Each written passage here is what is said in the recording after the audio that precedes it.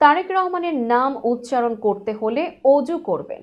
এই নামটি উচ্চারণ করতে হলে তারেক রহমানের অজু করে নামটি উচ্চারণ করবেন। এই কথাটি অজ্ঞানতাবশত বলেছেন জানিয়ে দুঃখ প্রকাশ করেছেন বিএনপির ভাইস চেয়ারম্যান বরকতুল্লাহ বুলু।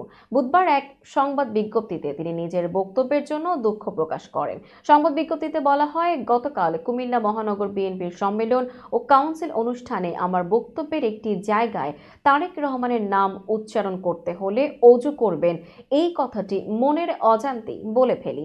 আমার এই বক্তব্যের সাথে দলের নেতাকর্মীদের কোনো সম্পর্ক নেই। অজ্ঞানতাবশত উল্লেখিত বক্তব্যের জন্য আমি আন্তরিকভাবে দুঃখ প্রকাশ করছি। এর আগে গত মঙ্গলবার কুমিল্লা মহানগর বিএনপির দ্বিবার্ষিক সম্মেলনে প্রধান অতিথির বক্তব্যে বরকতুল্লাহ বুলু বলেন, গত 2-3 দিন ধরে কিছু অর্বাচীন কিছু কথাবার্তা বলছে। তারা বলছে শহীদ প্রেসিডেন্ট জিয়াউর রহমান বাবা হলে ছেলেরাও কি নেতা হবে নাকি?